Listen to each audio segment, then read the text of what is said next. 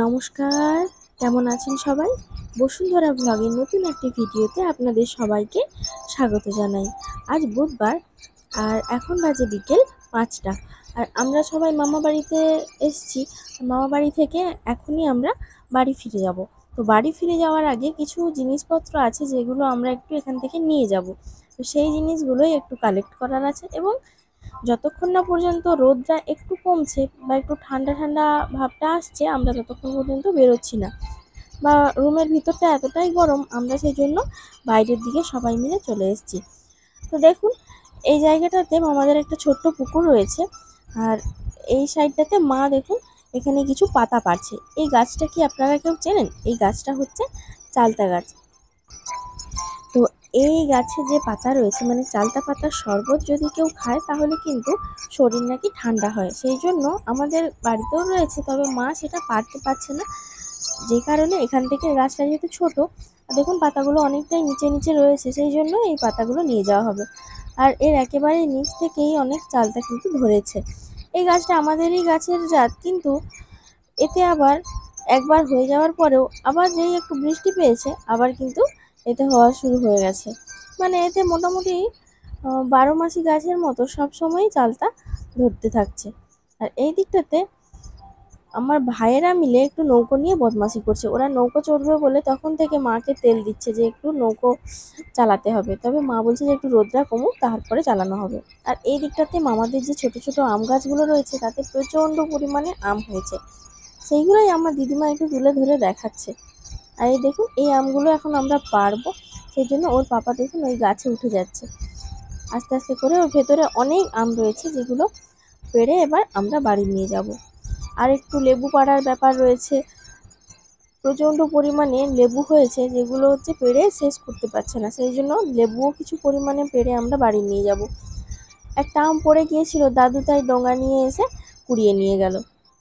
চলুন, এই দিকটাতে মামা এবার মাছেদের খাবার দিবে, তো সেটাই আমরা এখন দেখতে যাব।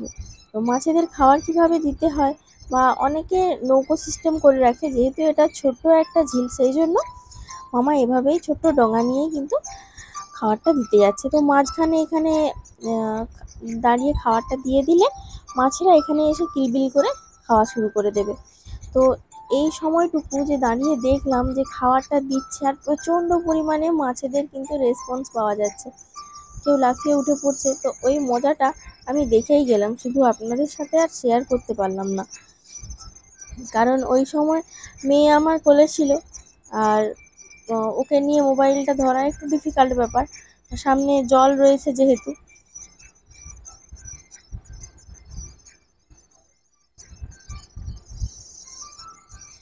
তাও আপনাদের সাথে যতটা সম্ভব আমি ততটাই শেয়ার করলাম। তো চলুন এইবার আমরা একটু নৌকাতে করে ঘুরতে যাব, যেই জন্য ওর বাবা একটু এখানটাতে এই কাঠটা দিয়ে দিচ্ছে, কারণ এতটাই সমস্যা এই নৌকোতে বসতে, এতে জল শ্যাওলা সব কিছু মিলিয়ে একাকার কাণ্ড হয়ে রয়েছে। তো আমি আগে মাঝে মাঝে মা যখন আসতো মায়ের সাথে বেরোতাম এরকম নৌকোয় করে ঘুরতে, এক দুবার হয়েছে।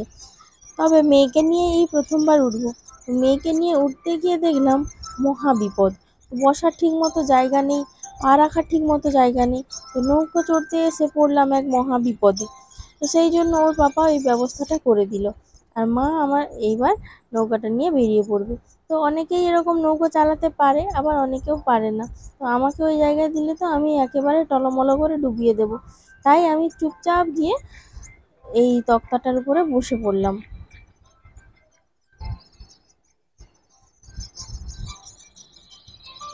আর আমার ভাইরা নৌকোর এ মাথায় মা, আর ভাইরা রয়েছে ও মাথায়, মাঝে আমি আর মেয়ে, আর সাথে রয়েছে বোন। তো ওর পাপা উঠলো না। ওর পাপা বললো যে ওর একটু কীরকম ভয় ভয় করে। তো যাই হোক, ওর পাপা আগেরবারে যখন এসেছিলাম ওর পাপা নিজে নৌকাটা নিয়ে বেরিয়েছিল, তারপরে আজ বললো যে আজকে বেশি লোক আছে, তা আজ উঠবো না। যাই হোক বন্ধুরা, এই ব্যাপারটা বেশ দারুণ মজার লাগে যে মামা বাড়িতে এলে এই নৌকা চড়াটা হয়।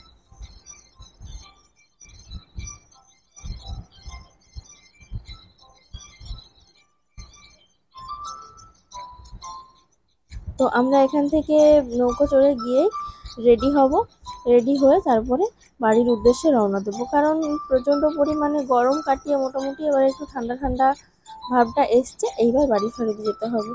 তো বর্ষা টর্ষা হলে তারপরে আবার আসবো। মামা বাড়িতে তো সবাই প্রচণ্ড চিৎকার চেঁচামেচি করছে যে মানে বাড়ি যেতে দেবো না বা কিছু থেকে যাওয়ার কথা বলছে, কিন্তু এতটা পরিমাণে গরম আমার ভাইয়ের একটু ঠান্ডা ঘর ছাড়া ওর তো একটু সমস্যা রয়েছে, সেই জন্য ওর ঠান্ডা ঘর ছাড়া ওকে রাখা যাবে না, সেই জন্য আমরা সবাই বাড়ি ফেরত চলে যাব।